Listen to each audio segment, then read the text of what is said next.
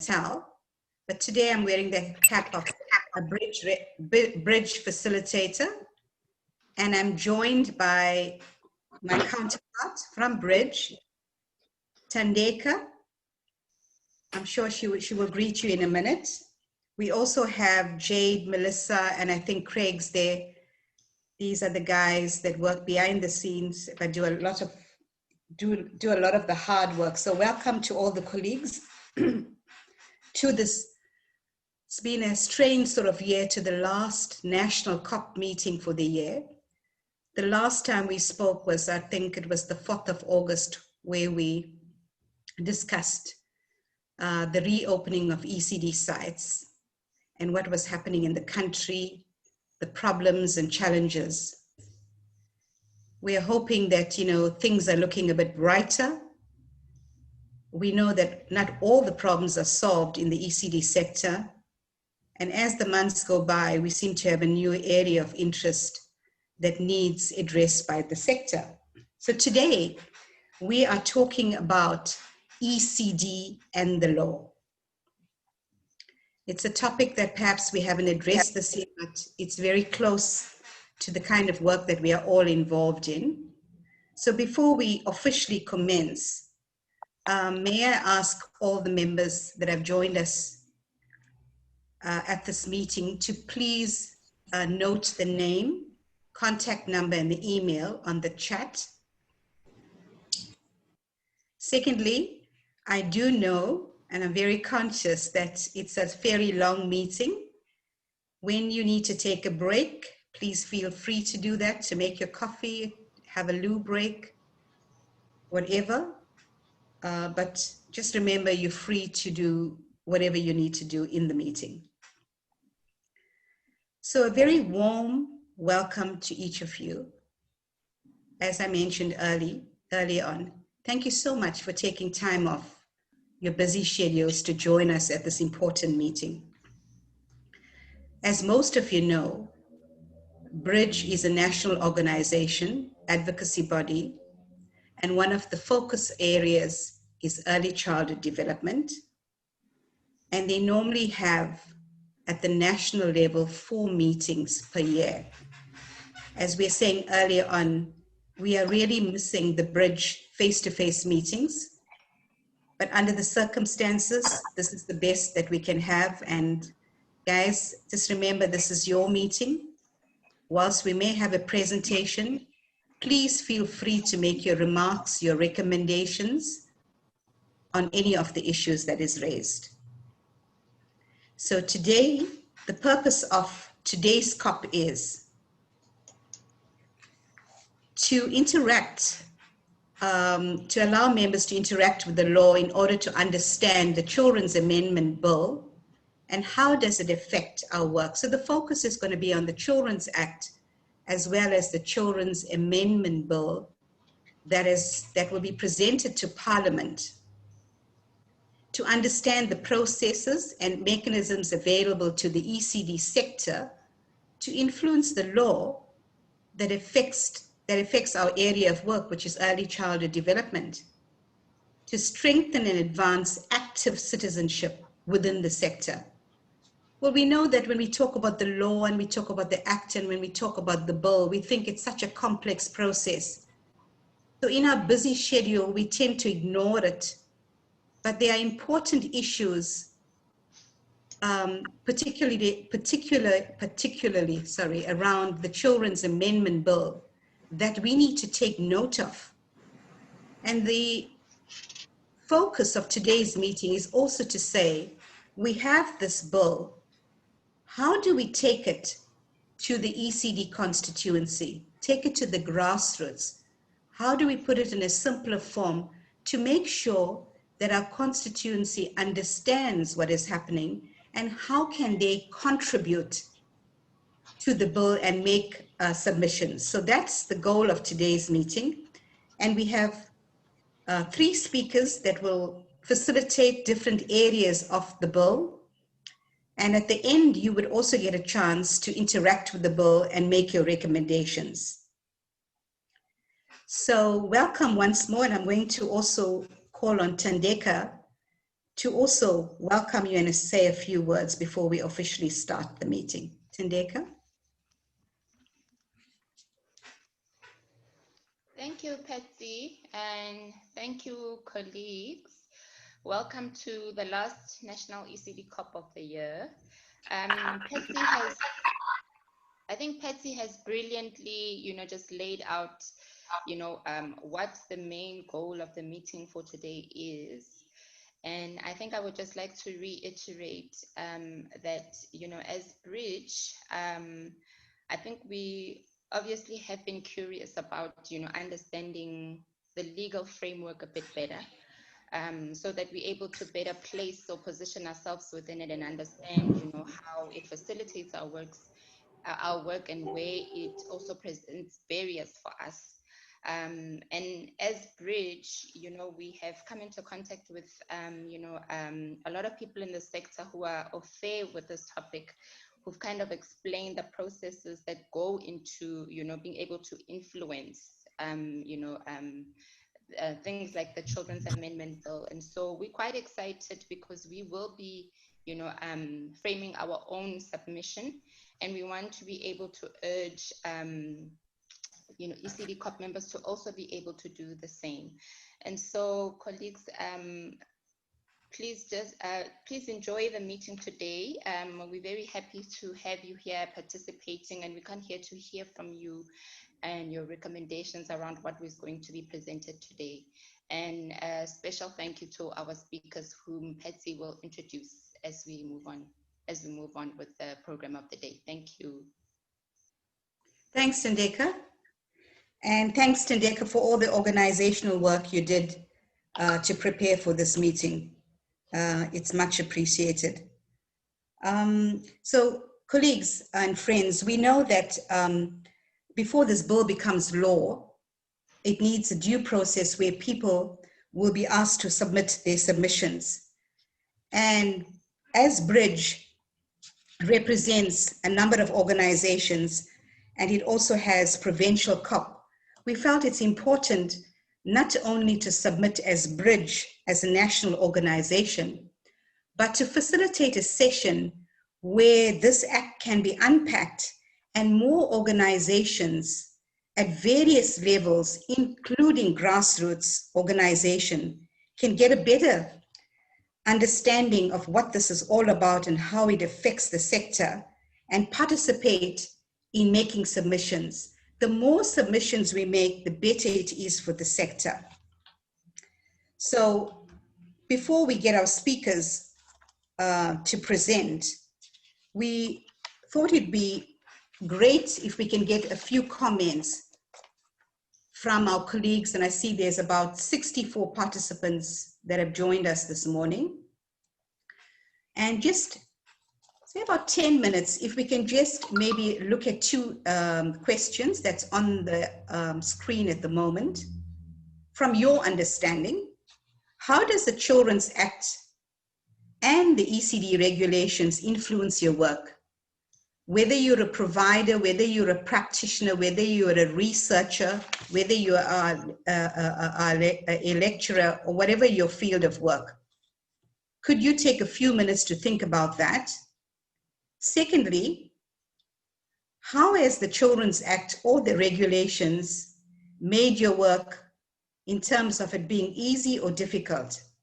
Here we're thinking about registration of the center, the norms and standards that have to be met, the health regulations, the issues around qualifications of staff maybe. So we thought if you take a minute or two, reflect on the questions, and perhaps just give us a quick feedback before we get on to the formal presentation of the Children's Act and the Children's Amendment Bill. So would anybody like to maybe kickstart your sharing with us in terms of your own work? How has the Act or the regulations influenced your work in a positive manner, or has it made your work even more challenging, even if you had a remark to make on this issue? So Tindeka, I don't have that show of hands on my screen. I'm hoping that you could help me with that. Or you could put it under reactions if you'd like to say something. Any takers? Pam has her hand up. And Rex. Okay, yes, sorry, I can see Rex and Pam. So Pam, may I very quickly give it over to you, then Rex.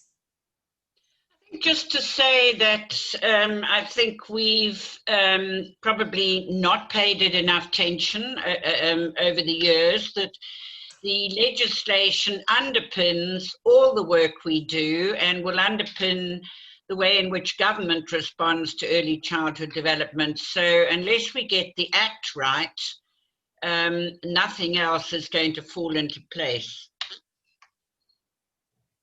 Thanks, Pam, for that. Sort of, giving grounding as to why this act or the bill at this point is so crucial for the ECD field.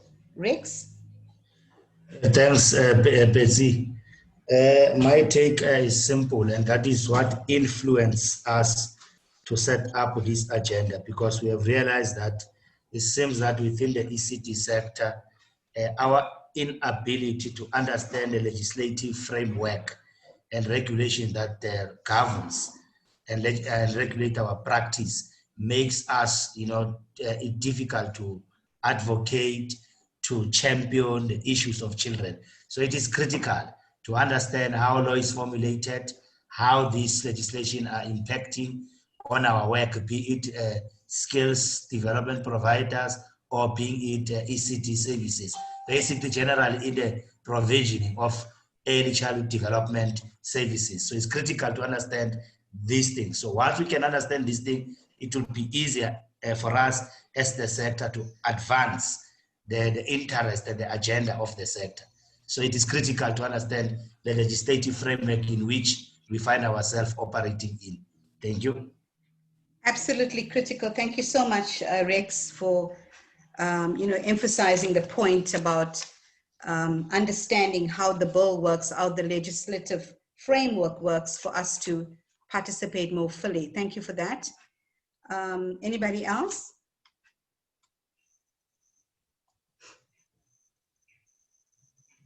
I can't find the. Yeah. I can't find the. Ruby, is it Ruby? Yes, Patsy. Please go ahead, Ruby. Thank you, Patsy, and thank you for this important meeting. But what I want to add I might not be coming up with an answer, but I just want to add to what Pam and Rex said, to say, for me, the most critical thing that these questions might assume is that every person who is in the ECD space understands these acts, which might be a very dangerous assumption.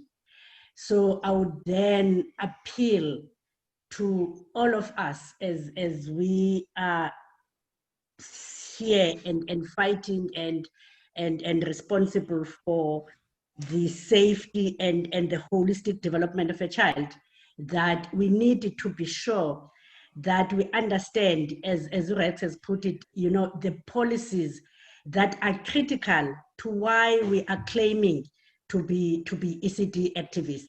So for me, that is what is critical, because this might be very general, but the experience that I am exposed into as one is interacting with people on daily basis, people do not understand the policies that govern the sector, the policies that can protect them as the people who are, leading in the sector, and the policies that can protect the children under our guard. So for me, that's what is important. That's the key. How do we make sure? And I would challenge ECD Corp again to think about how do we make sure that if this charter this act has been this bill has been approved into an act, how do we make sure that we we make sure that people know it and people understand it and people follow it and people implement it. Thank you so much. Excellent, Ruby. Can I think, say something, yes, Patsy? yes, sure, Hi, Nora. there are So some it's a hands in the challenge. chat. Yes, there are some comments in the chat, and Sorry, not Tendeka comments, will. but there are people's hands who are up. Can you Okay, so follow the hands? Tendeka, you'll help me with that, Sorry eh? about that. Sorry, my apologies. I can't see it on my screen, so Tendeka will help me. Okay. Who's the next person, Tendeka? So Ruby has thrown a challenge to the sector to ensure that this bill gets down to the grassroots. So moving along. Okay. I know Zahira has her hand up, Hi, Zahira, you'd like to comment? and Katima. Sure, thanks. I think from my side is bringing it, looking at it introspectively and how it affects the work that we do. So, we also, we're not a provider, but we do lots of work around financing and expansion planning. And we've tried our damnedest to be able to develop really good expansion models for ECD and develop modalities that are both cost effective and easy to expand. But we always hit a stumbling block to say, well, there's an approach to be able to do cost-effective, quick expansion.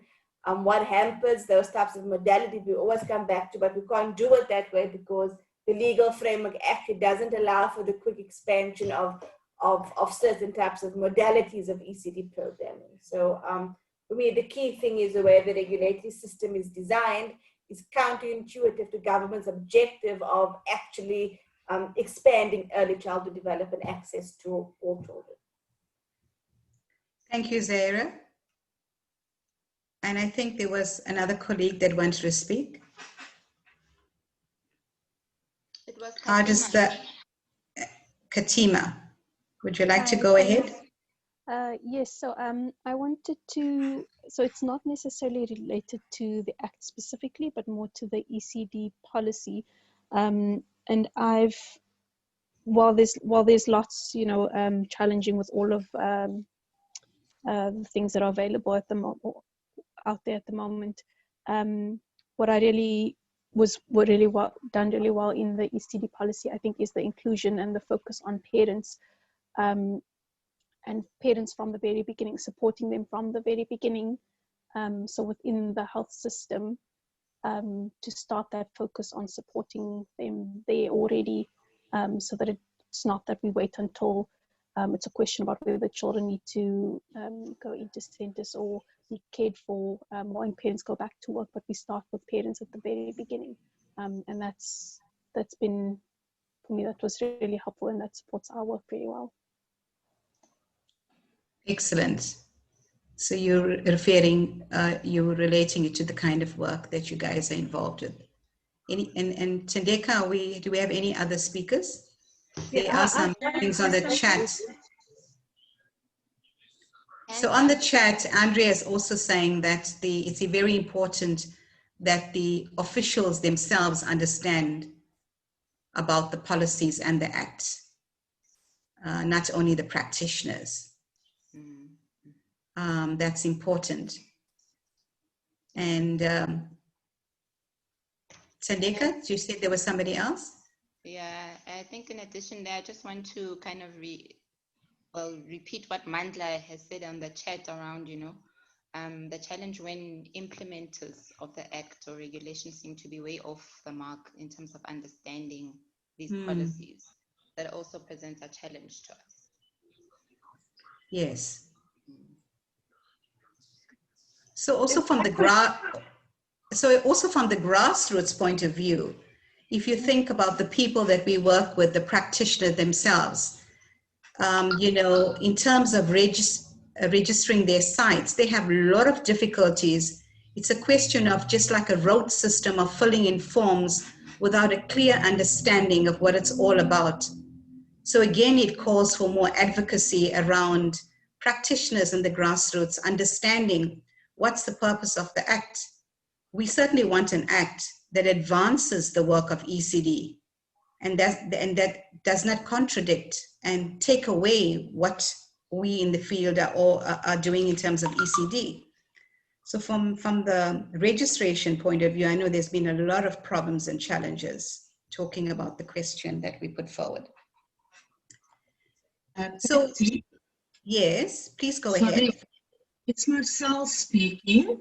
Hi, Marcel. I also wrote in the chat a comment about the submission of Form 29 and 30.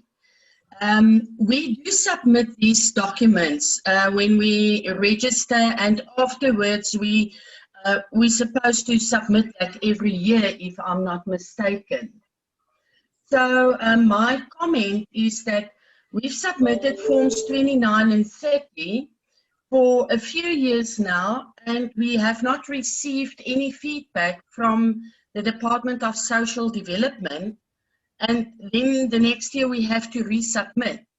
I'm dealing with all the registrations of the Kiro schools and nursery schools, and it's just very time consuming because I'm still waiting for Form 29 and 30 confirmations for 3 years now that we've submitted 3 years ago, and we have not received feedback.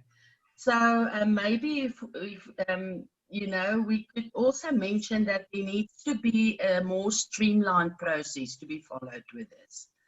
It's very difficult, you know, especially if you're not in Pretoria or Gauteng, you're sitting in Cape Town and you have to make use of postal or courier services to submit these documents, and you just never get feedback from them. Absolutely. So the importance of streamlining the work is also being underlined by yourself.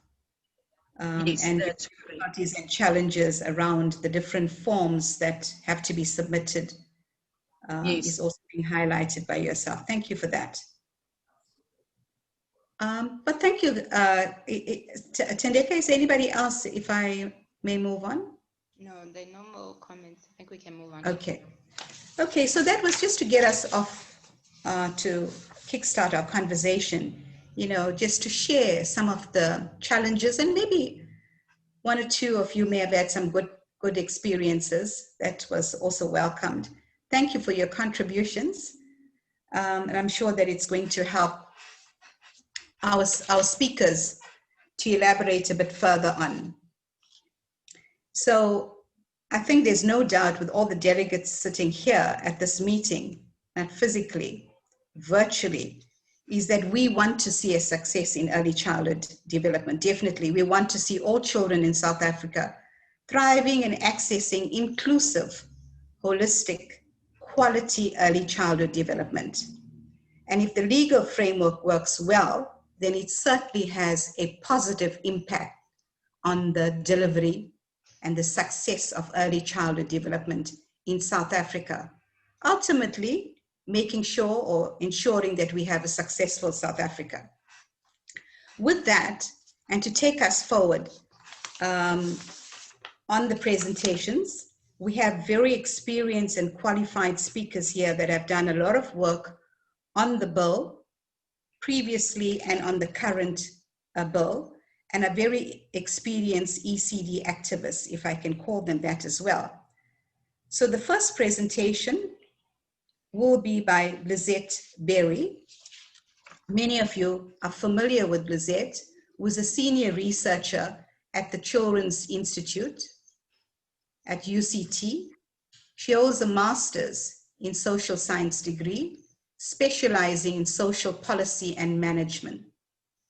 She's currently completing a PhD degree and has 19 years experience in child policy research and prior experience in offering child and family-focused social work services. She has a deep interest in childhood development policies. So Lizette, it's my pleasure to warmly welcome you here this morning. And I do know that you'll be speaking specifically on the Children's Act. So Lizette will be presenting for about 20 minutes, followed by the second speaker, and then we will have an opportunity to raise issues of concern, make recommendations as well. Welcome to you, Lizette. You can take the floor, as it were. Thank you very much, Patsy and Tandeka, and good morning to colleagues. It's really good to be part of this meeting this morning. May I ask that I could share my screen? Yes. I'm sure that Craig will help you. Or You're allowed to share screen. Here we are. Okay, can you see my screen right now? We can. Okay, just but give it's me fairly, I'm not sure about the others, but okay, yeah, it is bigger, yeah. There we go. All right, is that visible? It's much better. Great, fantastic. So for my short input, we as a working group, we thought that it would be really useful to briefly touch on the current Children's Act and some of the challenges that we are experiencing within the ECD sector as a result of the Act. And I think before I begin to just premise my talk by saying that I certainly will not be able to cover the breadth and depth of the challenges experienced in the sector. So please do forgive me if this seems like quite a superficial overview of the Act, but due to time limitations, I am just going to touch on the key and broad challenges. So before talking specifically about the Children's Act, I want to just very briefly go back a few steps and just focus on the overarching framework. And as we all know, we have a very solid and progressive constitution, which does afford children the right to basic nutrition, shelter, healthcare, social services, and basic education. And so in effect, our constitution promotes that a range of services and support should be made available in order to promote early childhood development. And very recently, as you know, we have put into effect the National Integrated ECD Policy. And this policy is meant to really entrench the Constitution's proposal to ensure that there are a wide range of services made available for children. And the policy refers to putting in place a comprehensive age and stage appropriate quality early childhood development program that should be made available and accessible to all infants and young children and their caregivers. And this is the primary goal of the policy. I will come back a little bit later to talking about terminology, but for the moment, I think just to hone in on the fact that the policy really entrenches the need to ensure that quality services are available to all young children and their caregivers. And so what are the key elements of the policy and how does it take us forward? So essentially the policy puts in place an enabling policy and legal framework, and this does include provisioning for national, provincial, and local government spheres. So we need to bear in mind that the policy touches on all spheres of government. And what is really useful about the policy is that it defines a comprehensive program of services as well as an essential component or package of services. And I've very briefly just highlighted what those key elements are. So it includes maternal and child health and nutrition, parent support, social protection, early learning and childcare, as well as a national information program. The policy also ensures that relevant role players are identified and sets out the roles and responsibilities of a wide range of role players. And importantly, it also sets out the parameters for national leadership and coordinating structure. And what we really need to focus on today is the importance of providing this enabling policy and legal framework, and that essentially the policy can be implemented or can be directed through legal provisions and through legal acts. And so the opportunity to make input on the Children's Act is really important. And we now have an opportunity to ensure that the vision and provisions in the policy can be realized in law as well.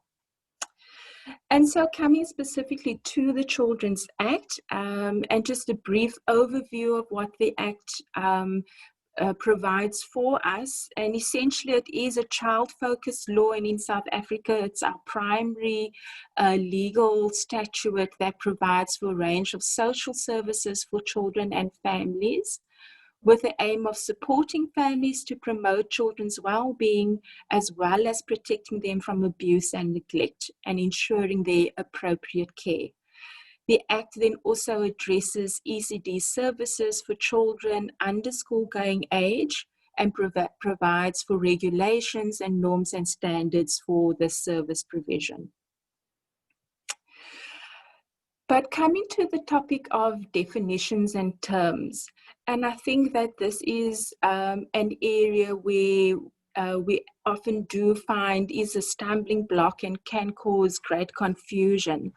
And what Children's Act does is distinguishes between ECD services and ECD programs.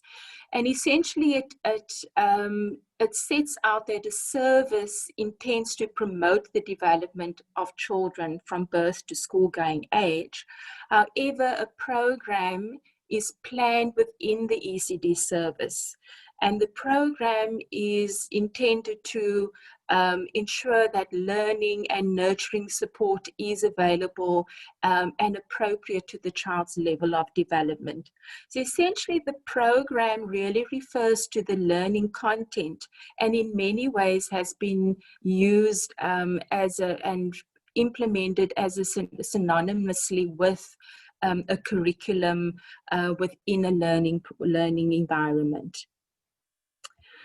And so I think the key question that we need to be asking ourselves is whether these terminologies remain relevant and useful within our current context and in the ways in which we are providing ECD services. The ECD policy, for example, talks about programs with reference to a range of models or modes of service delivery. And so, for example, we talk about toy library programs, we talk about playgroup programs or parenting programs. And so we need to be asking ourselves whether the terminology used in the Children's Act is still a useful vehicle to ensure that we can attain what we want to attain. What has then happened is that the Act has divided partial care and ECD programs, and essentially there's one chapter that refers to partial care facilities, or I think an easier term that we prefer is ECD centers, and this is for the provision of services to more than 6 children. And what the Act does is to provide a specific set of registration requirements, norms and standards, and the Act also stipulates that there are structural, health and other requirements that need to be abided to, and this includes municipality requirements, environmental health standards and bylaws.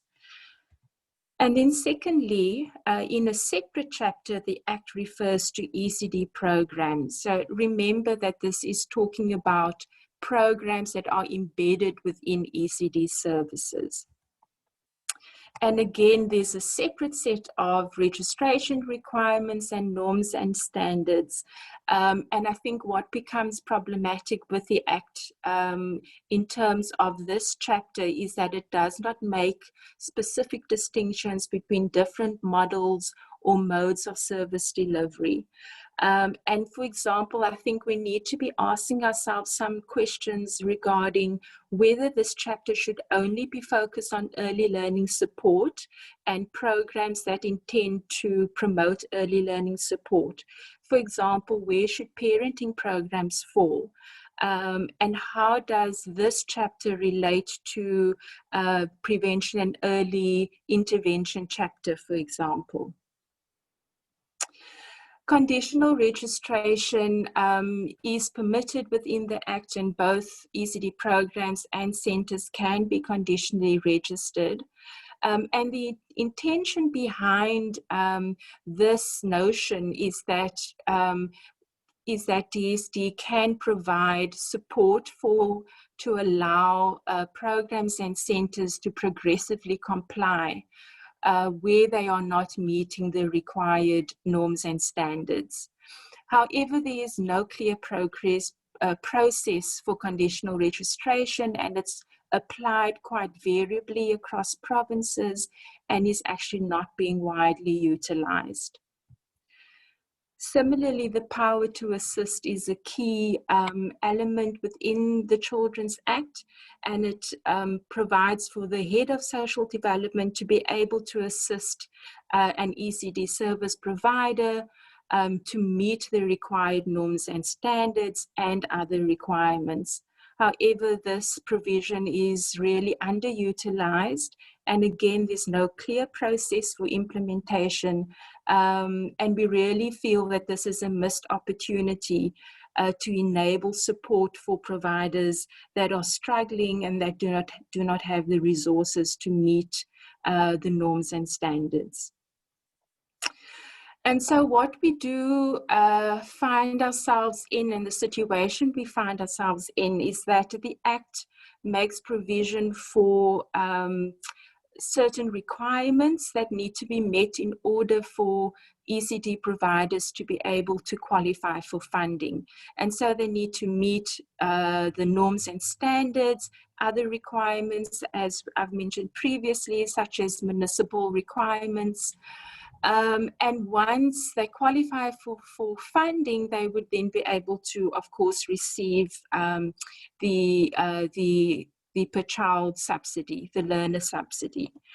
However, one of the requirements for accessing or for applying for funding is that service providers need to be registered, which means they need to meet all of the requirements. And so this is this really does imply that, you know, there is a real division in how people are allocated funding and who actually accesses funding. And we know that, for example, if you're not able to, you don't have the means to meet all of the requirements, you're not going to access funding, which really puts us in a vicious cycle where if you have no funding, you're not able to then meet norms and standards, and you're not able to get registered.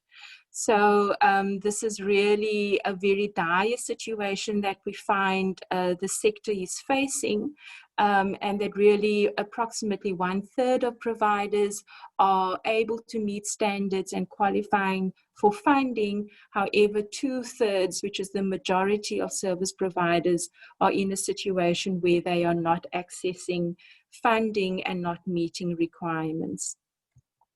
And so in a nutshell, we're faced with a situation where the registration requirements are onerous and unrealistic For ECD centers in particular, they have to comply with two streams of registration requirements, which is the partial care facility and the program requirements.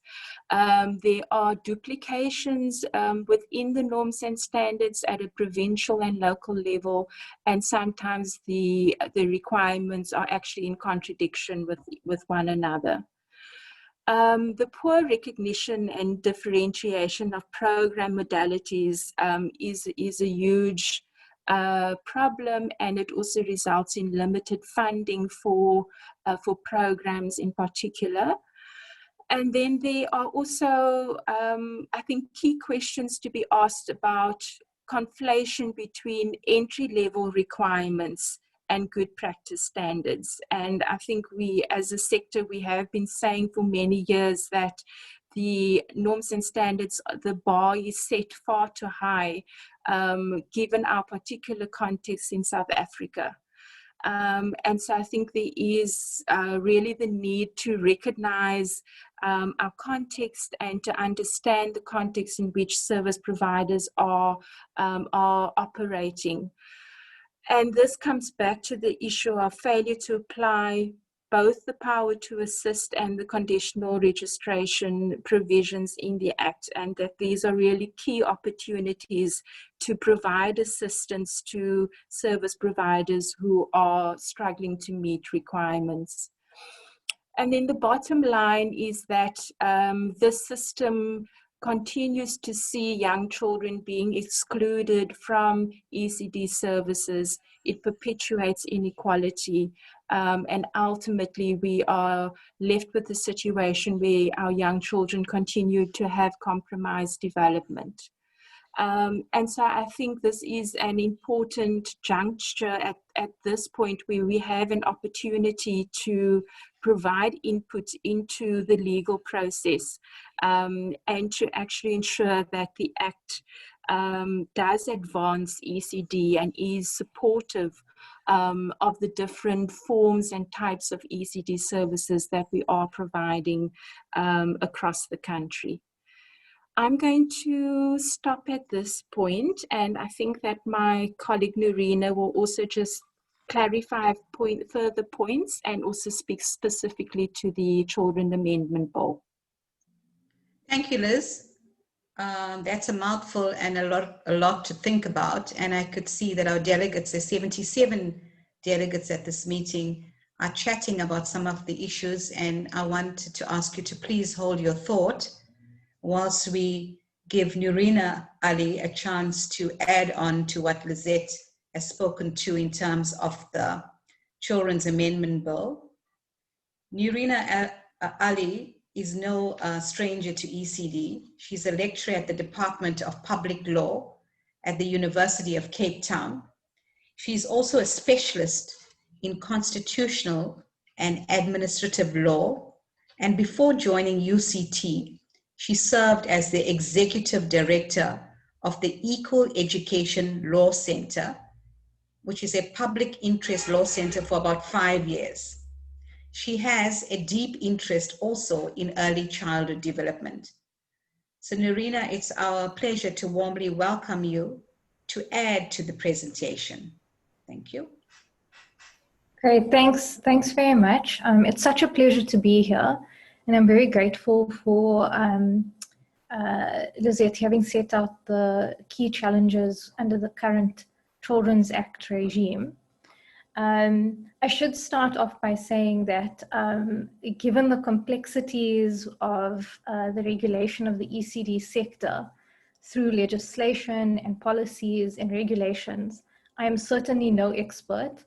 I'm wading through this, I think, like everyone else. And what I'm really hoping for in the course of this discussion is for folks to engage on areas that you think might also be problems that we haven't identified yet, or areas that you think we might be focusing on but might not actually be as much of an issue. So I'm going to share my screen. I'm going to turn off my video just for the connection.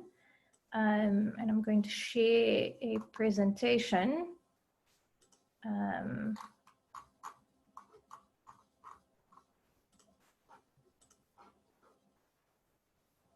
which hopefully you can see now.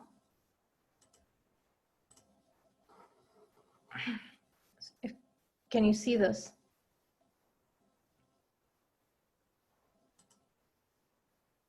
Yes, we can see it, Narina. Okay, great. Okay, so the Children's Amendment Bill has been talked about for some time. At the end of August this year, the Department of Social Development introduced a bill into Parliament for consideration. And just yesterday, that bill has now been published for public comment. And the public comment process will be running up until the 27th of November. So we all have a chance to let Parliament know what we think about the bill until the 27th of November. Thereafter, it's going to go through further aspects of the legislative process, which takes quite some time, including needing to go through the provincial process. And ultimately, if Parliament thinks that the final bill that is presented, together with any changes that may be made as a result of the public participation process, is good enough, then Parliament may decide to pass the changes into law.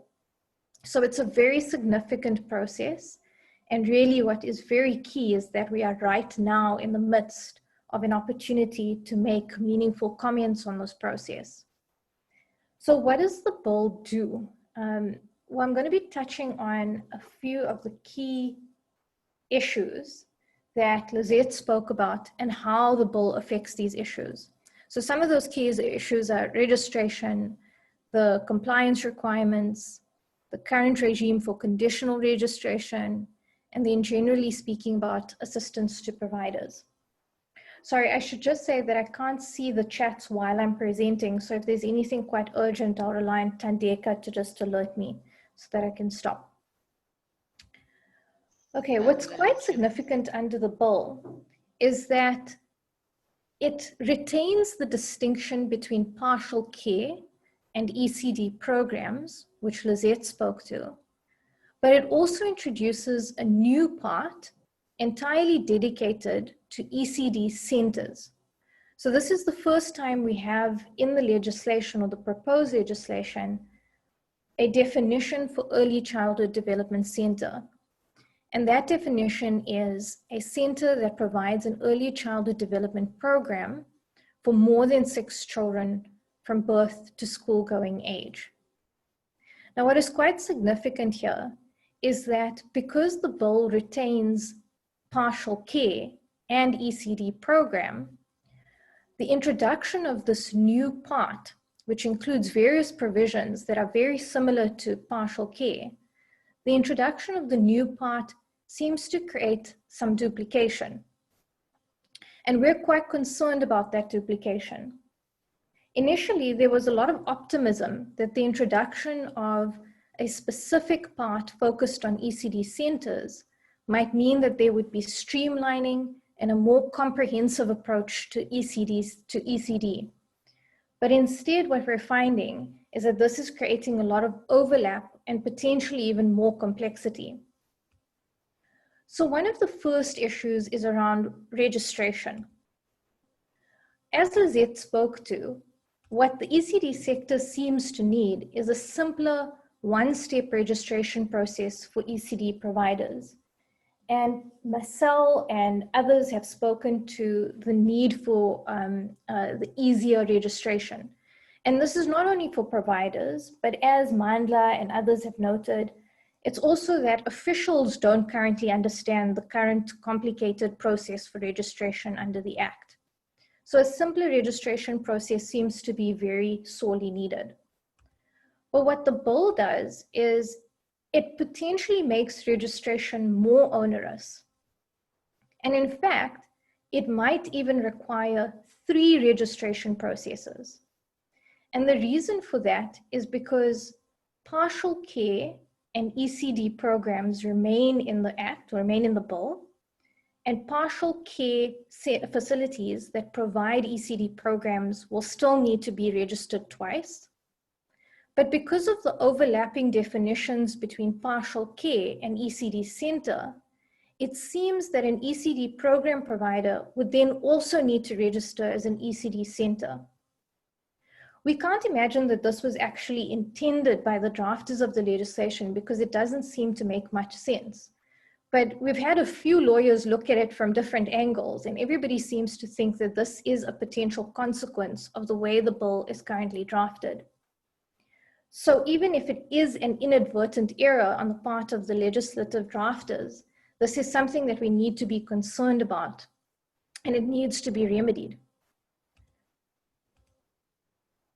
The second issue is the recognition of different types of ECD program providers. And Lizette spoke to the fact that at the moment, there's a one-size-fits-all approach. All ECD providers seem to need to be regulated in a similar way. Some people have argued that there are at least opportunities under the current Act for interpreting certain types of provisioning as not necessarily falling under the onerous registration requirements or other compliance requirements, but it's not entirely clear. But the bill makes this position even more entrenched, and that's because of the definition of ECD center, which, as you saw, doesn't make any provision for different modalities of ECD program provisioning. And so what we end up having is the same sort of registration requirements and the same sort of compliance requirements applying equally across the board. And there's a question about whether or not there should actually be some sort of differentiation and flexibility. In relation to norms and standards, we've heard about some people speaking about the need for streamlining. And it seems as if the ECD sector really does need simpler, adequate health and safety standards and the removal of duplication between provincial requirements and local government requirements. And I think it was Rex who made mention of the fact that there's a need for a complete overhaul, considering that there's so much duplication and so much complexity. What does the bill do in relation to this? Well, it seems as if the bill not only doesn't help streamline the current norms and standards and compliance requirements, but because of the way in which it has copy-pasted certain provisions from partial care and programs into ECD centers, it may actually result in more duplication. And it appears here as if there just hasn't been enough thought given on how they've drafted the additional chapter or the additional part on ECD centers. Then in terms of conditional registration, Lizette has spoken about how there's a need for a coherent and enabling conditional registration framework. And I think one of the participants said that the word enabling is really critical. But what does the bill do on this front? Well, it introduces a lot more confusion than already exists in relation to conditional registration. So the Children's Act is not as clear as it could be regarding the purpose and the mechanism of conditional registration, but this is made even worse under the bill. And that's because the bill uses different phrases across different sections or provisions relating to ECD and partial care. So now we don't only have conditional registration, we also have registration with conditions and conditions relating to registration, all being used variously and differently in different parts of the legislation. And so it's quite confusing what is actually meant by conditional registration, and it definitely doesn't seem to be serving the purpose of creating a coherent and enabling framework. Then lastly, on the point of assistance, it seems as if the ECD sector really does need assistance to be provided to ECD providers who are servicing poor communities and assistance to meet registration requirements. What does the bill do on this? Well, the first thing is that it makes prioritizing support to ECD providers who are servicing poor communities discretionary. Under the current Act, there is at least a provision which says that provincial officials must prioritize funding to certain providers. many providers who are servicing poor communities. Under the bill, the must is turned into a may, which is quite concerning because that makes it optional rather than mandatory. Secondly, it appears as if assistance to partial care facilities who do not meet registration requirements are being narrowed.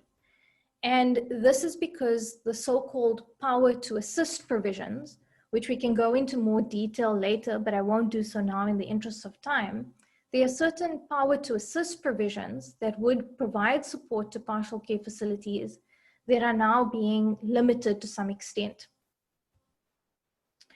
Sorry, and then one more issue finally is around infrastructure support, where it's clear that the infrastructure needs of the sector needs to be explicitly supported. And under the current act, that's not done, but the act doesn't prohibit it either. Whereas under the bill, there's the potential that infrastructure funding support to partial care facilities run from certain types of properties, primarily private properties, is going to be prohibited. So that is actually what seems like a regressive measure. It's an explicit prohibition on infrastructure funding support to private properties in certain instances. And so that is also very concerning. So these are some of the key issues that emerge in relation to the bill.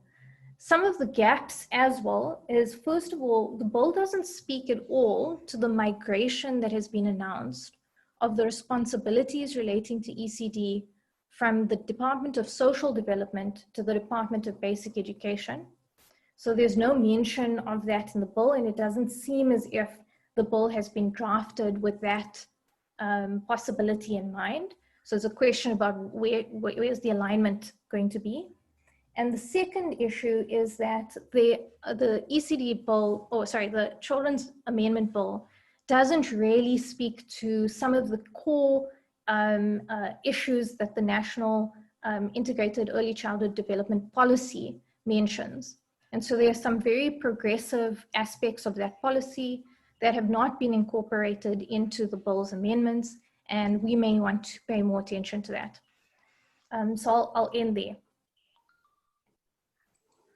Thank you, Nerina, for that very informative input. I think both of you really helped to unpack the Children's Act and the Children's Amendment Bill, including what is there and what are some of the challenges that we would face in the ECD sector if we don't act. So I am at this point, thank you very much once again. As you know, and I think Rex and other people have pointed out that when these acts or bills come through, we don't pay enough attention to it.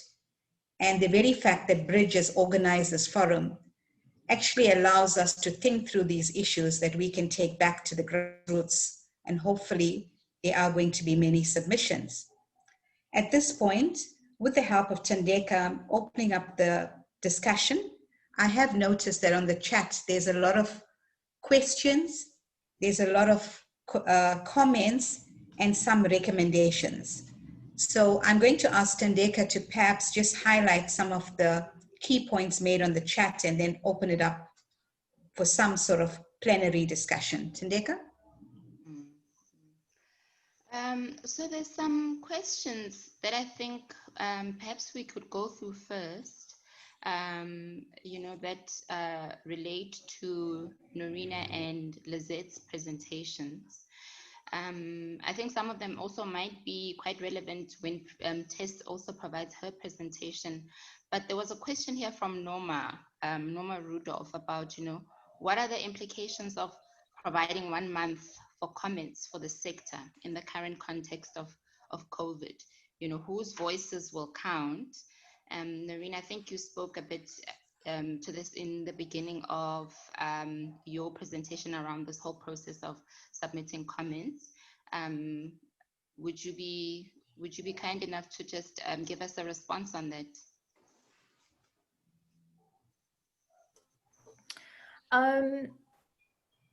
Yeah, I think that given the complexity of the legislation, it certainly is a tight time period, but it's also not unusual for that period of time to be allowed for public comments.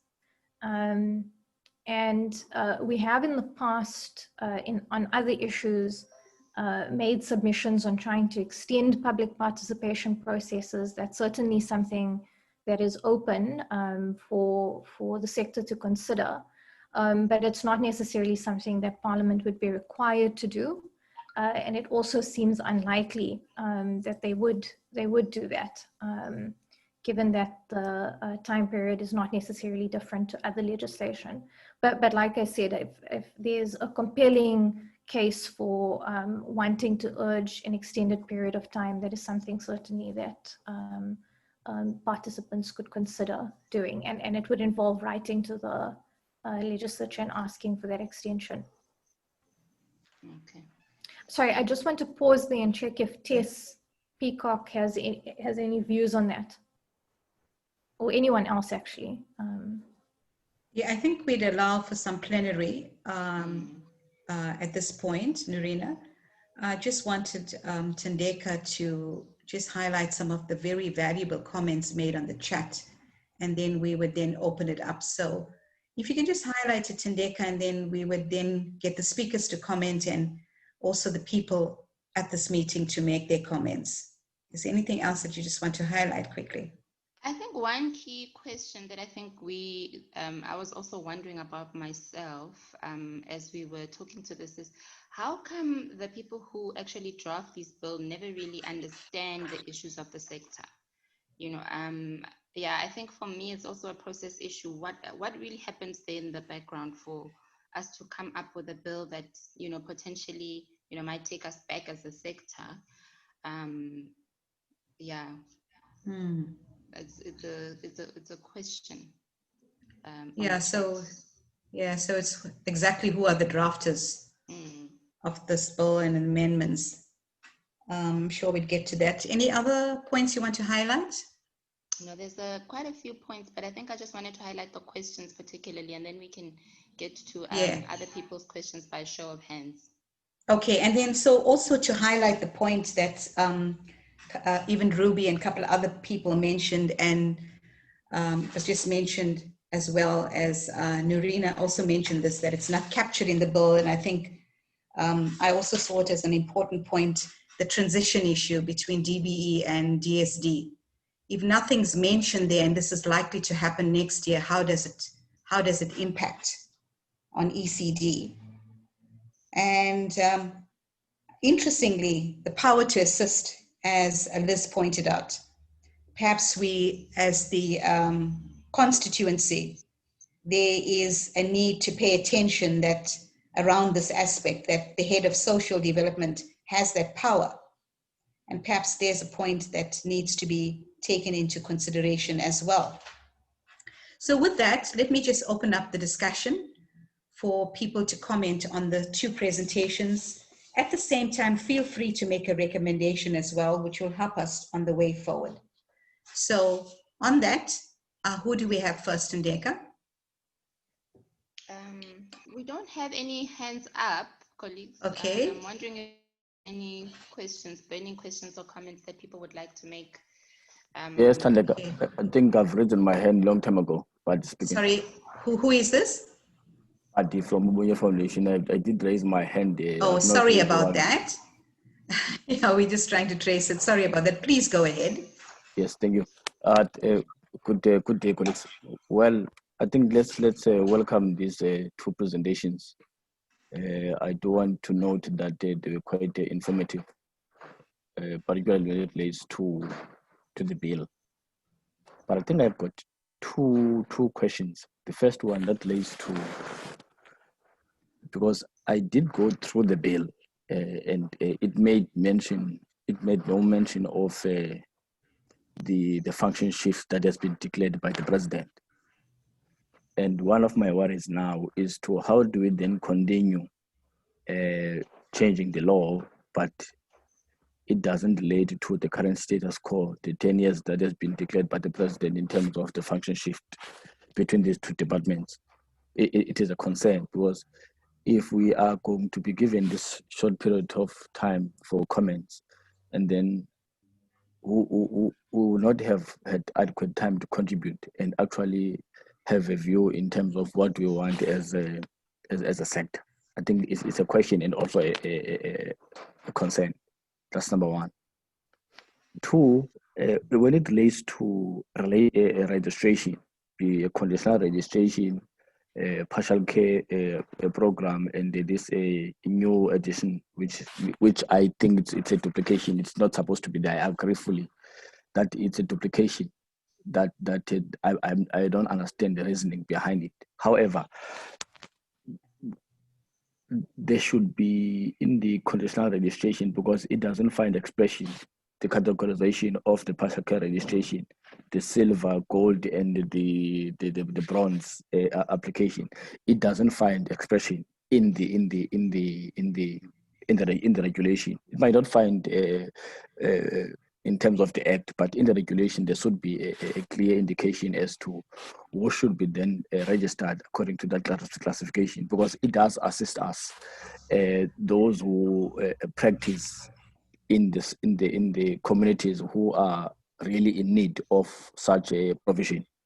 Because I'm speaking on that, based on that, us as an organization, we operate on the most rural communities of the Eastern Cape, and those provisions, they assist us, because if we were to assist, because we must agree that the department doesn't have capacity to assist this. They have not done that, and they won't be able to do it anytime soon. So those who are able to assist the organizations or the ECD centers to meet those minimum requirements, then they are at a better position to be registered according to those three classifications. So that's the thing that I want to touch on. That I think that those three conditional registration, that the classification, they assist those really poor communities. So I just wanted to touch on those two things, colleagues. Thanks very much. Thank you for that, Buddy.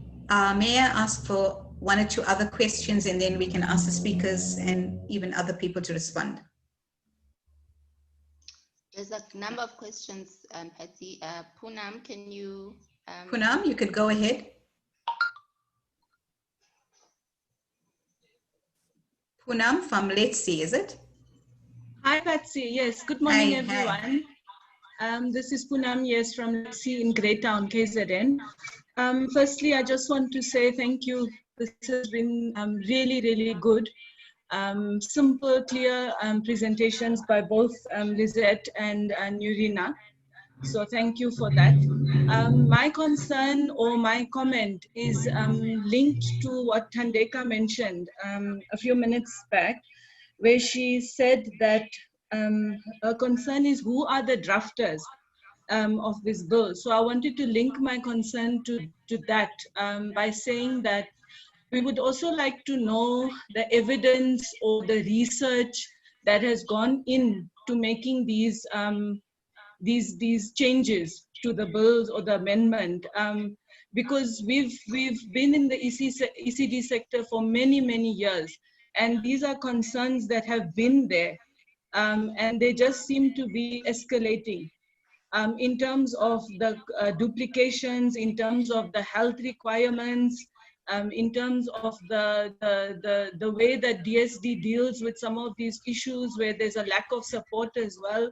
So it would be nice to also know what research and what evidence has actually gone into tabling these changes to the bills and to the bill. Thank you so much. Thanks, Poonam. We take that note.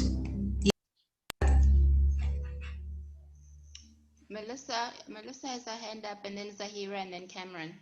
Okay, please follow that order. Sorry, as Thandeka has mentioned. Go ahead, Melissa. Thanks. Yes, it's building on what Poonam has just said. Yeah, I mean, I'm quite stunned that this bill can come out and there's no mention of the migration, and the issues that have been raised over years are actually being worsened, it would appear, if my understanding is correct. But I just wanted to home in on the month of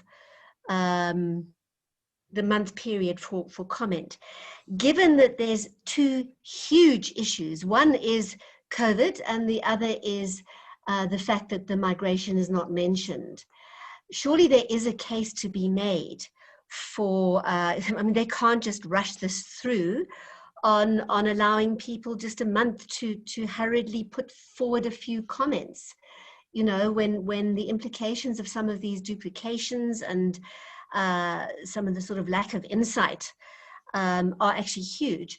So I heard one of the speakers say that that time period is not unusual for public comment, and I'm very aware of that from the past. But, you know, as everybody keeps telling us, we're not in usual times.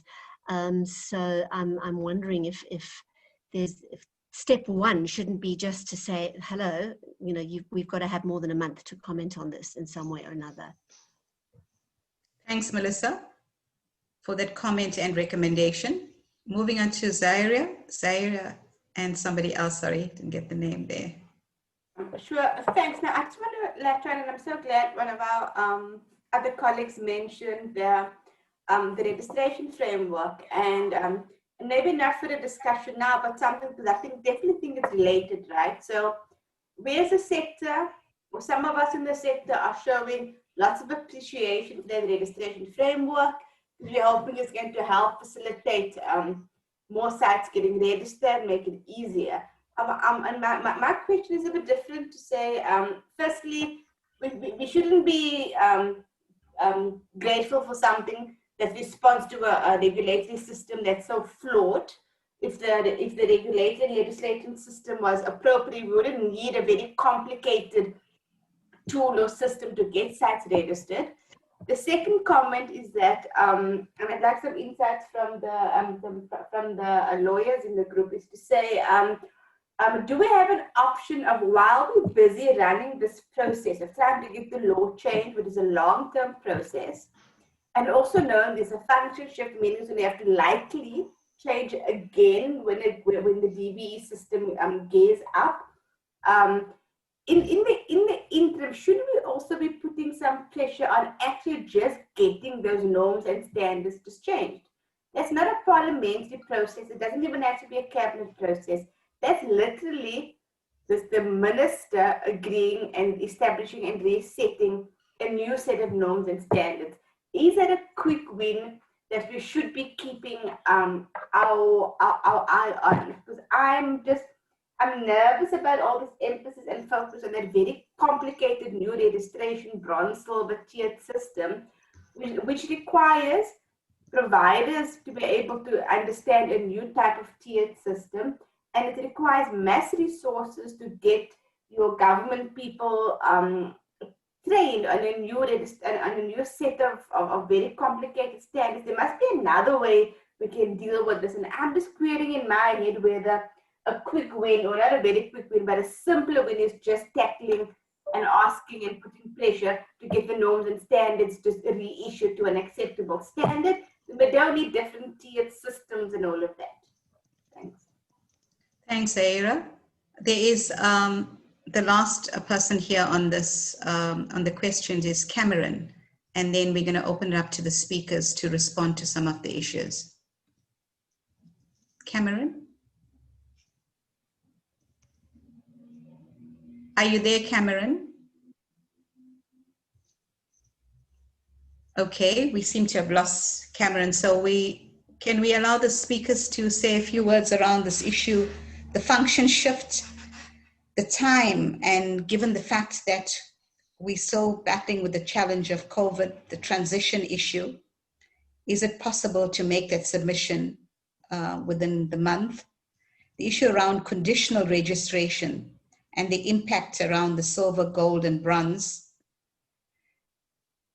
Issues around the complicated requirements, which is nothing new, that is over the years that has been sent to the department, the lack of support from department, and how do we promote a more progressive legislative framework? Lastly, can we look at it differently in terms of submissions and address what Zaira spoke to just now around focus on the norms and standards? So Liz and Nurina, would you like to comment on some of those issues that was raised by in the plenary?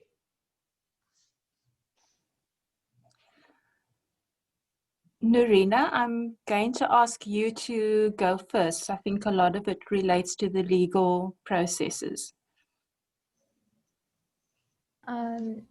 Yeah, so I think these are all very important points. On the issue of migration, it is actually quite complex because as far as we understand it, the DBE has said that it's contemplating migration happening in different phases.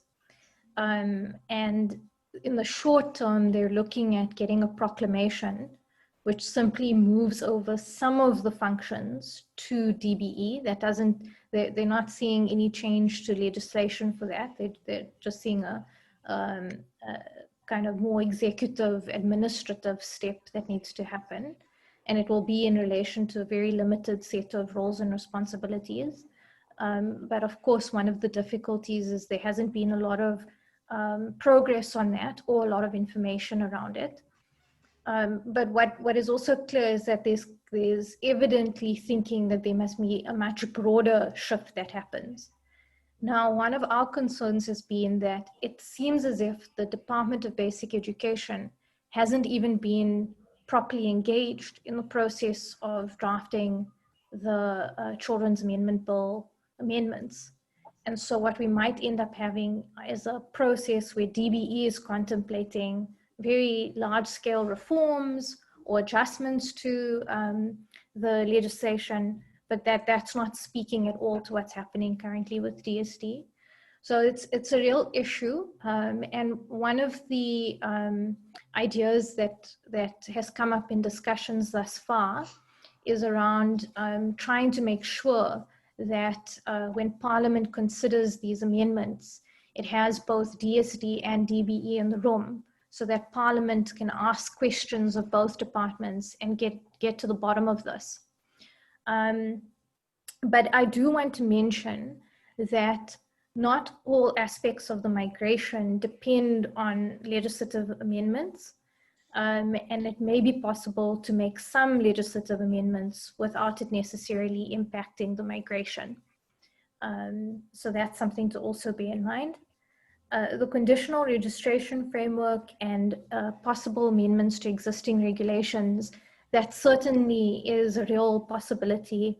I would say that we shouldn't take our foot off the pedal when it comes to being able to improve existing regulatory instruments wherever possible. And that can be done alongside submissions on the bill and also, beyond submissions on the bill. So I think Zahira's point is very well made about continuing to identify where that can happen and potentially in a much more easier process than through a full legislative amendment process. But I would want to say that those will be important changes. It can be significant wins. But what seems to be very clear is that there are fundamental flaws in the legislation itself, which would still need to be remedied, and we need to think about how we get that real reform done over time. And I'll stop there. I think those were the main questions. Lizette? Thanks, Nurina. Liz, would you like to say anything further? Yeah, I mean, I want to just respond to the questions around the evidence that has informed the bill and essentially the drafting process. And I mean, I think to just be very honest about this is we equally are feeling frustrated with what comes out at the other end once one makes submissions and gives input into the legal process. And I mean, certainly it does seem that one puts forward recommendations and that the department's legal drafters then sort of turned it upside down. So it's a very tricky process, and I think one that needs careful advocacy, and certainly we need people with legal expertise to be able to navigate that process so that the end result is something that we all agree with. So I think it's a tricky scenario, and we certainly don't have any, there's no sort of quick wins on that one at this point. And then I think that a lot of the other questions we will probably be able to discuss once we start to get onto questions around the process going forward and how we actually think about an advocacy strategy. And I wonder if at this point, we shouldn't be turning to Tess and just getting her input on the next steps. Absolutely, Liz, and that's where we're heading to, because there would be an opportunity further for people to raise issues. I do see that Cameron, sorry, I just wanted to note that the question that he had was around the power invested in the head of department, DSD, to assist ECD sites, and why don't they play that role? So perhaps Tess could lead us on that way. So on that point, I think it's an excellent time at this point to move forward on the way forward. And if there's any burning questions, you still have a chance to raise it after Tess speaks. So we'd like to welcome Tess Peacock, who is currently the director of the Equality Collective, which is a new advocacy body and access to justice organization in the Eastern Cape. Tess is an attorney with legal experience both in the corporate and human rights space. Tess also has great experience working in the education and early childhood development sectors, both at the grassroots level, grant making, law and policy levels. Tess, it's my pleasure to welcome you to lead a discussion and perhaps give us some way forward on our thinking in respect to the Children's Amendment Act, Children's Amendment Bill. Your thoughts on that, Tess? Great, thanks so much, Patsy. And just to add, I'm here today both doing some work for Ilifa Labantwana, but also representing a group of organizations that have come together to discuss the amendment bill process and the major flaws and gaps in the Children's Act. And so, yeah, we've kind of been brainstorming the very questions that folks have been putting on the chat group now around what to do about both the major challenges facing an effective and useful legal regime, but also what do we do with the challenges that the new bill presents as well. So thank you so much, and really this has been such an amazing COP, and it's great to be a part of it. I'm just going to share my screen here for everyone to have a look. So part of how we got here and where we, how we get a campaign for real reform for ECD. So, the bottom line is we all want our vision. We all want children to be thriving. We want children to access inclusive, holistic, and quality ECD services. And we want early learning and development opportunities for every child. That's sort of the vision. And an effective legal system would mean that those who want to be registered can access registration, that ECD programs and ECD services are effectively registered so that children are kept safe and protected, and that children who need it can access the early learning subsidy. So that's kind of the measure of what an effective legal system would look like. And as we've gone through today with the challenges is that we simply don't have an effective legal system, even though great strides have been made over the last 10 years in respect of early childhood development. We don't have an effective legal system that supports smooth registration processes and supports the easy access to the early learning subsidy for those who need it. And we're still kind of saddled with unattainable registration requirements, a complicated dual registration process, poor mechanisms in the Act, like the power to assist, that are not being effectively utilized, as Cameron kind of highlights, and as my other colleagues have highlighted, as well as gaps in the policy that have not found legal expression in the Children's Act, since the policy came after some of the major amendments in the Children's Act were effected. And so we're sitting with these challenges, and I think for many people, people have been advocating for major reforms in the ECD sector, or more minor reforms, as Zahira is saying, some kind of quick wins or easy wins for many, many years. But we seem to not be gaining kind of the traction that we need to get the overhaul of the system that we're looking for, or the changes that we need in the system.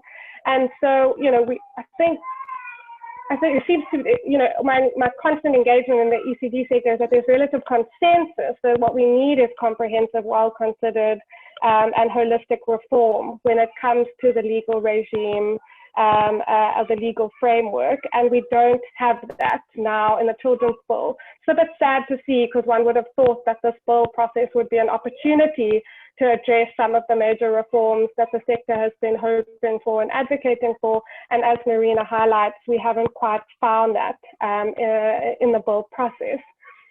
And so there's been a kind of process where a few of us as organizations have come together and said, well, how can we use the parliamentary process of the submissions, where people are going to be called for and asked for submissions? How can we use the parliamentary process of considering the Children's Amendment Bill to really push for the major reform that we think, or the real reform that we think is required for a thriving ECD sector? And so what we think are kind of like 5 key reforms that we can kind of all advocate for. And this is not to say that these are all the reforms that are necessary at all. There are lots of different reforms, contextual reforms that are required. But we're thinking, if you have 5 key reforms, what would they be as a sector that we could together advocate for across the board? And so the first is, we need a one-step registration process for ECD providers, and different types of ECD providers must be regulated differently. So the types of norms and standards that a home-based care program needs to satisfy will be different to the types of norms and standards that an ECD center would have to satisfy, for example. Then number 2, all children attending any type of ECD program should be able to access the early learning subsidy if they need it. So one can consider and think about, for example, all children who are on or supported by the child support grant. One can at the very least conceive of all those children should be accessing early learning subsidy. But what we actually see is only 25% of children who are supported by child support grants are supported through an early learning subsidy. So only a quarter of children who definitely need it or absolutely need it are accessing that early learning subsidy. And then number 3, we clearly need simpler, adequate health and safety standards must be in place and must be accessed through one process. So the health and safety standards are very onerous, particularly some bylaws and various standards in the duplication process that people can't access. And when you look at the data, almost 2/3 of children are accessing early learning programs through unregistered programs or facilities. And so what we've got is a system where most providers are unregistered. And it seems to suggest that the reason most providers cannot register is because of the health and safety standards that are inaccessible. So we really need simpler a set of health and safety standards so we can bring those providers into the regulatory net and ensure that they're supported and regulated. Then 4th, it must be made clear that you can get conditional registration when you can't meet all the registration requirements. And the MEC must support providers to meet requirements and report on their systems of support. So we've highlighted that there is a power to assist providers in the Act, but that support is actually not being utilized. And there have been questions on the chat about why, and we can go into that, but the reality is it's not. And so how do we require it to be utilized? Well, one way to do that is to require NECs to report on their use of that power, and that can actually be built into the legislation. So we make sure that NECs are accountable in terms of utilizing support powers. And then finally, the infrastructure needs of the sector need to be supported. And so that speaks to the exclusion that we're finding in the bill of providers to provide on private property. As we know, most providers provide ECD on private property, now not being able to access support, but we're saying actually the infrastructure needs of the sector must be supported. And we can even think about that more broadly, about what are the obligations on government to actually start engaging in public provision of ECD, particularly for the millions of children who aren't accessing any form of ECD program. So those are the 5 broad buckets of key reforms that we think that we can potentially lobby around as an actual campaign that the sector gets behind in communicating and participating in the parliamentary process. So just to summarize, so the idea is that we've actually put together a campaign, and the campaign is for real reform for ECD. And folks can actually go to the website, which is now live, which is www.ecdreform.org.za, as well as WhatsApp us on 072-017-1682. And just to say that this campaign is absolutely a work in progress, and we haven't yet officially launched. What we're doing today is workshopping this campaign with the COP and getting the COP's ideas and input on what the campaign should look like. And particularly when you go to the ecdreform.org.za website, you can actually join the campaign, and then there will be a process of having a steering committee put together on the campaign, so that there can be a proper governance and democratic process about how this campaign actually operates. But the idea is really to galvanize the sector into participating into the parliamentary process. So the idea of who do we want to join this campaign? We really want people who can't register due to hundreds of norms and standards that are too expensive to meet, too tired of worrying if you need hot water or parking lot, if you don't even have access to electricity, frustrated that your municipality is failing to do the checks you need before you can register, confused by all the different steps in the registration process, struggling to complete lots of confusing forms. And I can go on, the list can go on. There's some mentions here in the chat group about having to submit a registration process without having even heard of what happened the year before. So we want to hear these stories and capture these stories and share these stories in a way that we can actually get the experiences of the ECD sector to the parliamentarians, to the committee members. So when they consider the bill, they actually have the experiences of practitioners and providers on the ground when they're going through the bill process. And then the idea is that big part of the campaign is how can we support people to make a submission.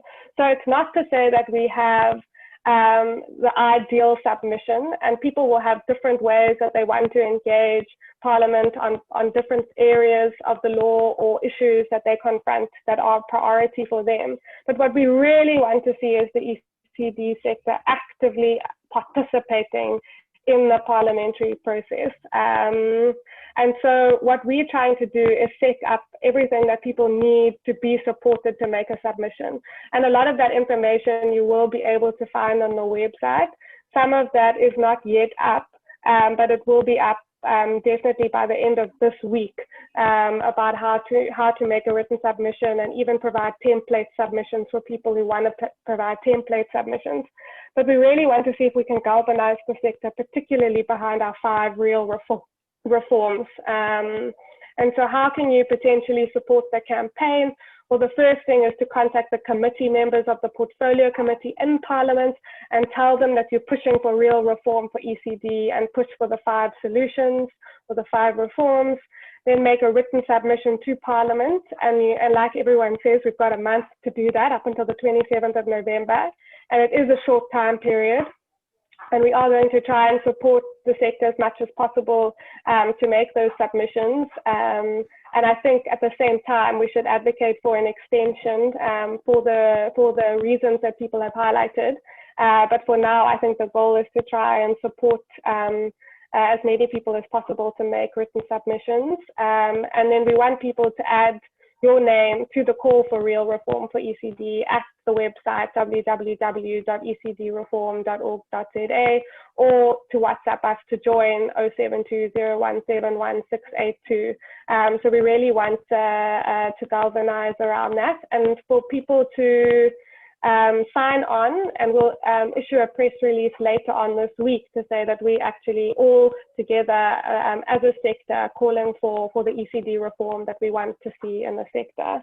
So I guess I'm going to pause there, and I think, you know, a big part of what we'd like to see is input from folk in the COP on the idea for the campaign, but also for people here to think about, well, how is it that you, your organization, you as an individual, you as a member of Congress, of NECTA,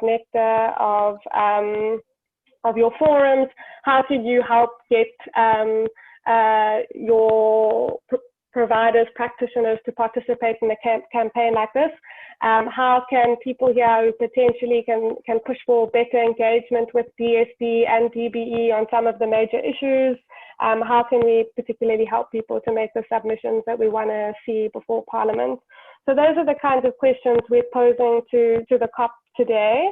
And particularly just to highlight what Marina said at the end of answering one of those questions, is that what we're really hoping to see is to try and get some incremental reforms into this parliamentary process so that we can make the system easier as soon as possible. At the same time, advocating for this bigger ECD reform, which we accept will be a longer process, but we want to make sure that the 5 kind of major reform issues are firmly on DSD's agenda, but particularly the DBE's agenda as they start to engage in this migration process.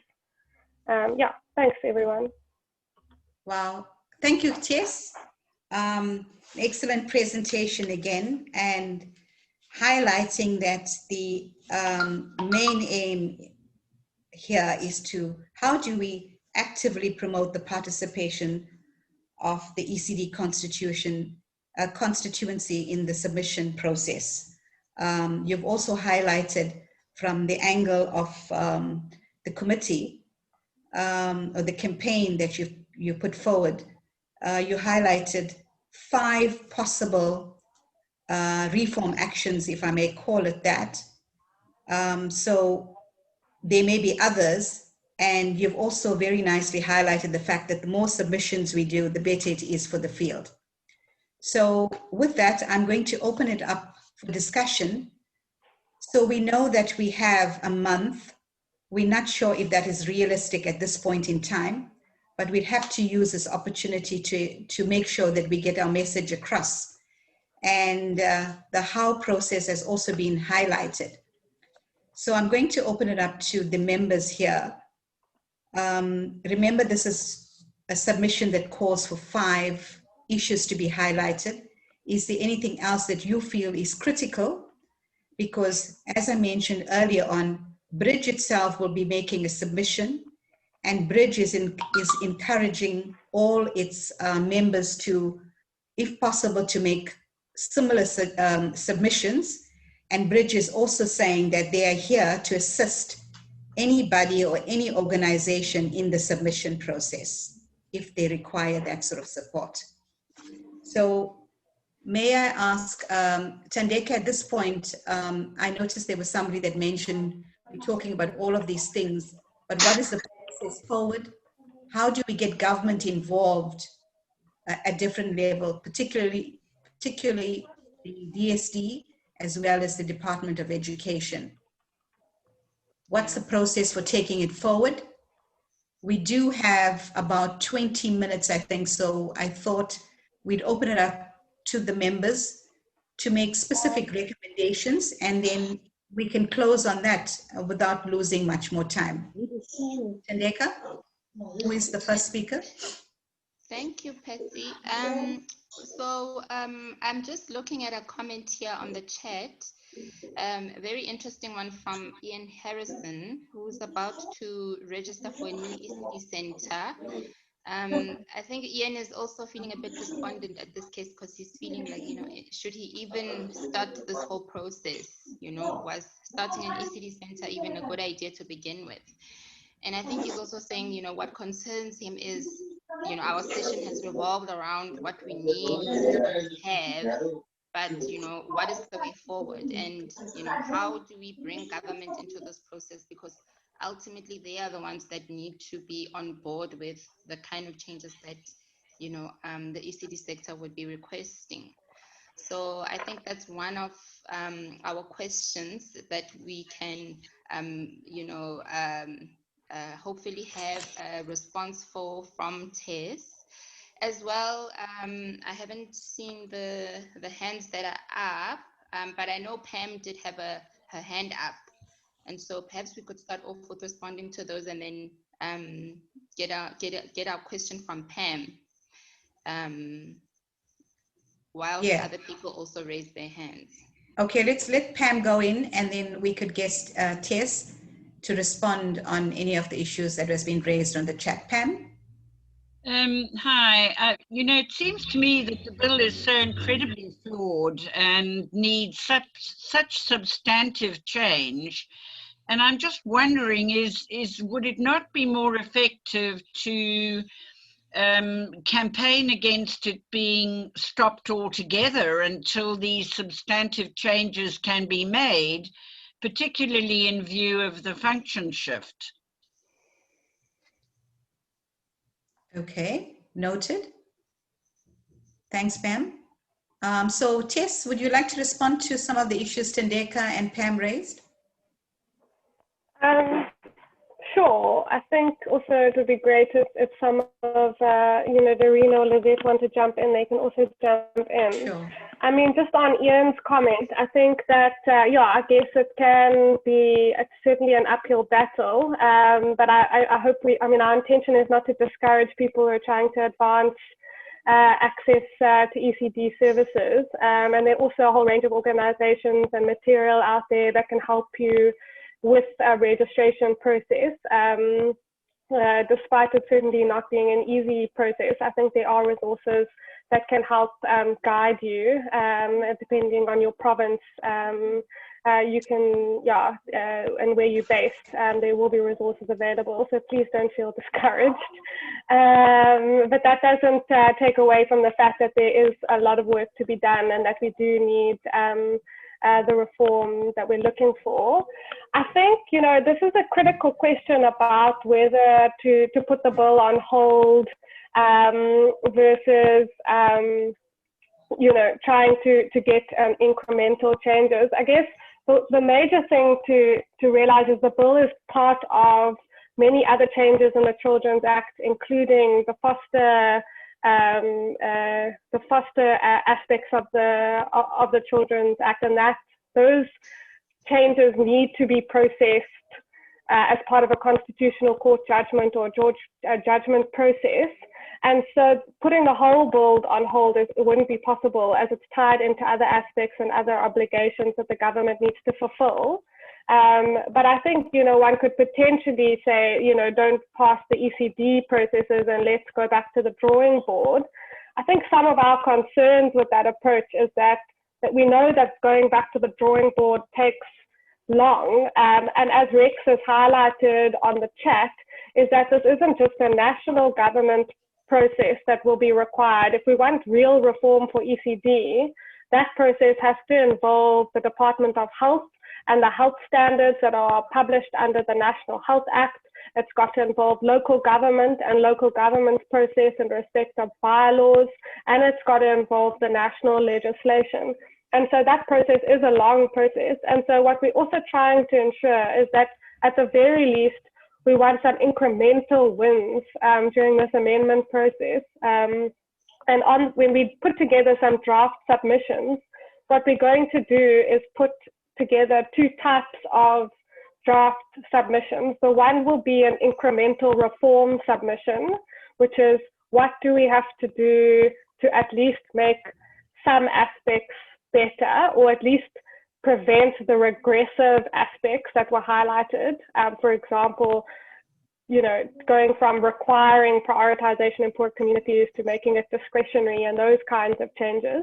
So we want to try and respond in an incremental way, and then making another type of submission, which is this bigger reform submission, which is saying, the complexity that's required to meet the challenges, to highlight those, but to also actually start the process of providing potential avenues for solutions, not to say that they will be comprehensive. So that's what we strategically think is the best approach. And people might differ and say that they want to call for it to be halted. And I don't think we want to necessarily take the steam out of people's engines if they think that that's a better approach. I guess it's just trying to hold these two aspects, which is how can we put an incremental improvements in place while at the same time pushing for the reform that the sector needs, but really trying to galvanize the sector around a consistent message, because I think we haven't seen that before. We haven't seen the energy before, even though we all know in our little kind of circles around what's required, but how do we actually get the sector fully behind a consistent message so that DBE, when they're discussing a migration, have the 5 reforms on the top of their head, and we're holding them accountable to that. So that's sort of where we were landing on the strategic approach. Great stuff there, Tess. There are quite a few sort of issues raised on the chat around registration. If you are on the site of a public school, DSD said approach the Department of Education. I think that's from one of the provinces. I think, Patsy, what would be great if people were willing to come in and say, well, how could they support the campaign? What do they think? How could they help practitioners and providers to make submissions within their own circles? Yes. Are people willing to engage DBE and DSD if they are in contact with DSD and DBE in ways that other people in the sector are not? Okay, so that would be my suggestion. Yeah. I'm looking at the time and just thinking we're getting to the depth of the discussion, and then time's not on our side. So as Tess pointed out, are there people out there that, firstly, if we get back to the 5 issues that have been put forward, I see on the chat people are saying that's great ideas, and there doesn't seem to be much in terms of anything further. So I'm asking people to reflect on that. Is there other sort of stuff that's sort of urgent and very necessary that has to be highlighted? If you don't get a chance to speak, to perhaps just highlight it on the chat. Now we also need to focus on the going forward, because the one suggestion from Tess is that join the campaign, and there's she's highlighted how you can do so. Also alerting us to the fact, is there anybody in the grouping that that has some relationship with at any level that can be used to take the campaign forward or take the submissions forward? So on one hand, there is a campaign that has been suggested at 2 levels. I noted that from Tess. The second level is in terms of bridge, making a submission that you want to participate. You can just maybe put your name onto the chat in drawing up the submission. And thirdly, we're saying that, it doesn't matter who you are, at what level, how can you contribute to making submissions to Parliament. But I think also the point we don't want to forget is, how do we take the bill to the people, to the ECD constituency?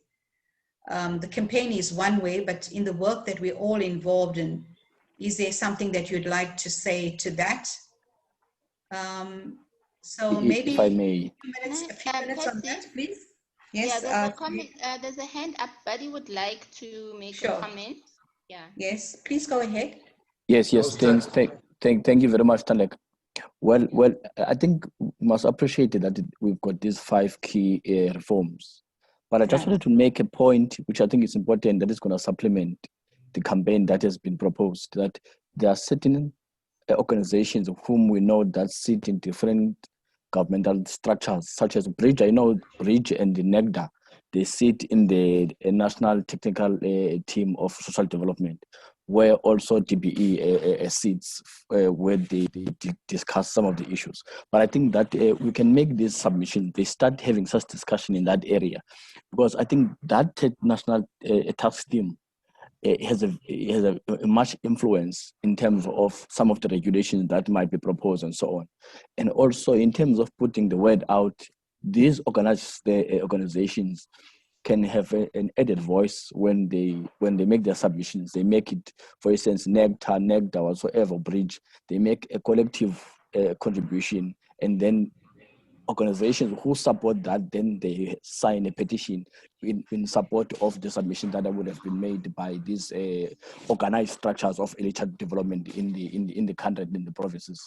I think that's a suggestion that I would make in terms of support of these 5 key reforms. Thanks, colleagues. Excellent. Thank you for that. Anybody else would like to contribute? Zahira has her hand up.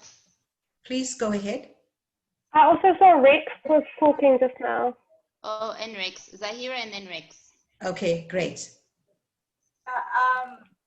So what I'm going to do, and maybe this alludes to what preempting Rex here, is to say that I think what I will do from my side is make sure that those of us who sit on the Intersectoral Steering Committee, ECD Intersectoral Steering Committee, which is one of the structures that Badi was mentioning, we have a focused discussion on that and plan to take that to the broader civil society members who are part of the Intersectoral Forum. I will take that to the steer from my side as a leader.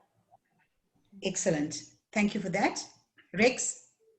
No, I will just add on what Zahira has said, that definitely we'll look into it as the ECD steering committee, but I would also like to request that Thandeka, can you also bring a summary of this and alleviate it to the collaboration of ECD network, which comprises of South African Congress for Early Child Development, NECTA and Bridge, so that we can also do something about that in order to support this campaign. It appears to be urgent. Thank you. That's correct. Agreed. Definitely. Well, so that's some of the way forward there. There's a campaign joining, people can join on. There is a suggestion that Bridge leads on it, and others can add their names to the call, on this call by Bridge. There is also Rex around the coalition that exists, that Bridge takes it forward, and there could be another submission from that angle as well, other than the local sort of structures at the provincial level as well. I do note that there is, as Ira also mentioned, taking it to the steering committee. I think Kyan also said there's possibly going to be another webinar so people can join in on that. It will also be advertised on various social media platforms, in that way drawing attention. And I think the ECD forums is another network that needs to be connected with.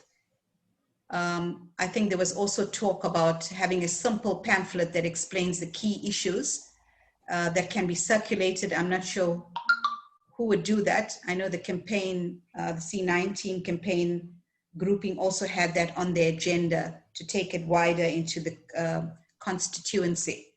So taking the bill to the constituency, as we spoke about earlier on.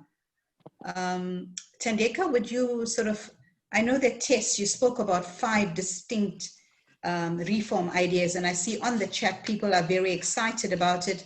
They're agreeing with what has been put forward here. I'm not sure if there's any further ideas that came through, Thandeka. I haven't seen it all in the chat. But I also, as I mentioned at one of the meetings, I'm not sure if it's a relevant point, but I was also wanting to make a point on the workforce and it relates to where you work, which modality. But we know from the Act, it says that you need to have the relevant skills and training, but what that means is also needs to be unpacked in terms of its modality, or does it remain the same? So I'm not sure either through Bridge whether that issue can be explored. In the same vein, is there any other issue that people would like the submissions to highlight?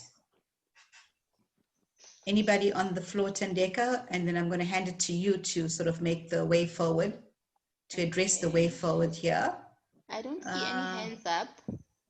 I don't see any hands up from our colleagues.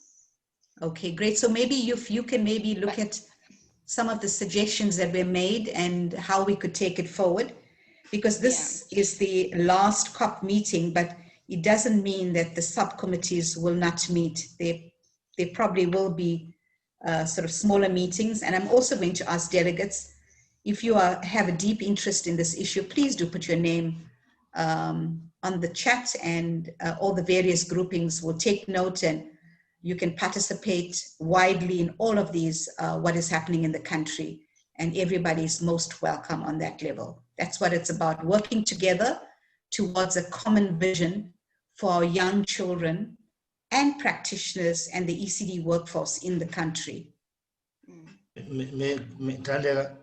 Yes, Rex. Yes, Rex. Maybe to point it out on the point that is raised by Betsy, that that issue of yours around human resource development, skills development, and so forth, the entire ECD workforce is already being prioritized. There is a document that has identified certain intervention and priority areas. Once that document is finalized, it will be shared with the whole sector, then they will engage on it. But definitely it is being already being identified, because we have realized that since the advent of COVID-19, even before, we have not done much around human resource development, skills development. And then that is consequentially dangerous, because, I mean, when you look into the number of children, the number of ECD workforce in terms of ratio that need to be capacitated, it leaves much to be desired. So it is already being prioritized, and I will share the document once it is ready. Thank you. Thanks, Rex. That's excellent, and I'm sure we share it with the ECD field. I see there's also comments here about, this absolute urgent need to raise the flag and to push forward this awareness campaign. So again, it's various providers, various collaborations, different people sitting at different levels, working together in joining the campaign, in drawing awareness, in joining Bridge and various other platforms to raise this with our ECD constituency. I just want to highlight that. So emphasis always working together towards a common vision, I say. So I'm going to hand you over to, before I close the meeting, Tandeka will perhaps just maybe highlight some of the key points on the way forward. Tandeka? Thank you, Patsy, and thank you, colleagues, for such a vibrant conversation and engagement. So Patsy has already sort of highlighted what the action points are from our meeting, and thank you for everybody who's volunteered, Zahira, Rex, to take the engagement further, to other bodies in the sector. I think that so in the chats there's quite a lot of recommendations and sort of additions that people have, suggestions, if I may call it that as well, around the 5 key areas. And I know that Tess has been quite open to understanding what else is it that people feel is important, and so all of that information will consolidate it and have them also look at it. But Tessa's also shared some important points, just around, the campaign itself. I saw someone asking, about, an awareness campaign around, the basics of bill literacy, and things like that. So those are things that are quite key, and I would just urge everybody to, engage with the content that's being provided, even through the website. And then I think another thing that I would really like to urge for us colleagues is to just start looking into those submissions. I know that Tess is Tess and her team are quite keen to be able to provide support in terms of making those submissions. So I'm not going to just make the assumption that we all know what to do when you start making a submission. So I think they're also there to support that process. And yeah, that's the most immediate thing that I think we should look into in terms of, you know, being able to make those submissions, and also see this as an opportunity to, you know, bring educate the people on the ground, you know, with these kind of issues, because they affect them the most ultimately. And so I think as networks and as people who are in the training field, in the, you know, resource training field, let's also look into how we can actually get people on the ground to kind of back, a process like this, you know, for the benefit of children ultimately. So for me, Patsy, that's it really. Excellent. And I just want to thank you everyone for making the time. Excellent, Tendeka. So Tess, there's also the suggestion there, you know, not all of us, all the people know about the process of submission. So if there's guidance that can be provided along with whatever is on the screen, that will be greatly appreciated by the field. Yes. So I've come to the end, and it's, I must confess, it's been a great meeting, because Bridge has allowed us, facilitated the session, and it allowed us to understand what this is all about and how it affects us. Rex, do you want to say something before I close? Yes, sorry to interrupt you. I know it is a big ask. I will request that Tandega and the team, if all these things that are being listed or stated on the chat platform can be consolidated and synthesized and be reduced into more of a synthesized document, because there is a whole lot of substance in this chat room platform, so that can be reduced into a document in a synthesized manner. Okay. Absolutely. Thanks, Rex. Absolutely, Rex. Agreed. And that's generally that's always done by Tendeka. So I'm saying, coming back to the issue, it's been a marvelous session. We've heard about it, but we've not actively engaged on the topic, but we see the relevance for our young children and our workforce. And it's important for us to participate at whatever level towards the common vision. And I'd like to take this opportunity to thank our speakers, because without your, sorry, Ruby, I see your hand. Without your sharing, which you have done so generously, we really appreciate that. And I think this is like leading us to think more carefully about it and how can we work together. And of course, to the delegates that have joined us today, I appreciate your comments. And certainly whatever you've said here is going to be taken into account, and your willingness to participate is also noted. And of course, all of this would not be possible without Bridge. And there are people that work behind the scenes like Craig and Melissa and Jade, and most importantly, Tendeka, that does the preparation work. We want to say to you that, you know, being the last meeting, I'm speaking on behalf of the delegates, and I'm sure you would agree with me that Bridge providing such a platform allows us to participate, deliberate, and take an active interest in the early childhood movement. That's what we need in South Africa. We need a movement that will take forward our young children. And, you know, 26 years into democracy, we have to say, have we achieved our ultimate aim? And I think that you would agree that we've got a long road to go. So I say that in closing, because whilst we may not have a larger forum, and maybe there will be other forums that you are most welcome to participate, those that have said that they would like to participate in the submissions, we've noted your names, and we certainly, as part of Bridge, will get back to you. And before I close, finally, I did hear Ruby wanting to say something, if I'm correct, and then we would unfortunately have to close. Ruby? I'm sorry, I have to say after your powerful closing remarks, but I just want to highlight the fact that if we want to win this fight, because remember, each and every government during this period, they're working towards the financial year, and everybody wants to tick the box that I have achieved in terms of my performance management system. So the first thing and the most critical one is for us to push strongly for the extension of the submissions on the yes, the extension of the closing date for the submission. For me, that's very critical. And based on all the reasons that people have put forward, I think as much as it is their policy and their principle based on legalities of the policy development, but with all the reasons, we can win that. For me, that's the priority. Thanks, Sure. Betsy. Thank you very much, Ruby. And I think that point is noted. It's also been pointed out by other people, and certainly, however the submissions go, that point is noted. Thank you very much for that.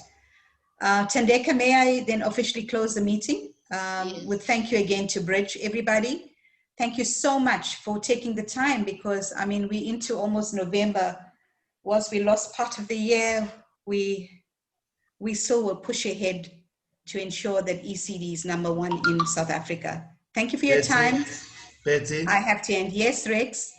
I will really like to express my gratitude to the team that is working behind the scene. They ought to be acknowledged, especially as this was the last COP meeting.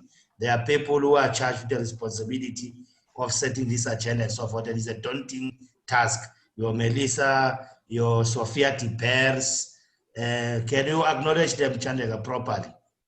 Okay, yes, you're talking about the reference team, Rex. Absolutely. Yes. Absolutely. So I don't know all the names, so I'm going to ask Tandeka to do that. To formally, we did a round of thanks, and of course, we shouldn't forget the reference team that also leads part of the ECD deliberations. Tandeka, and then we close. Thanks, Rex, for reminding me about that. My apologies. Thank you. Oh, thank you, Rex. And you're very right. I mean, as we round up, colleagues, there are people who are, assisting Bridge all the time to shape these conversations and the agenda to be able to, bring relevant, communities of practice to the ECD sector. And so I just want to acknowledge Andrea, Sharapa, Sophia De Beers, Rex Molefe, Luis Erasmus, Patsy Pillay, Kalfa, she's our coordinator in Cape Town. I would also like to thank, who else? I think I'm forgetting someone now. I think that's about all of us, as well as Jade and Melissa and Craig. And yourself. And myself. Yes.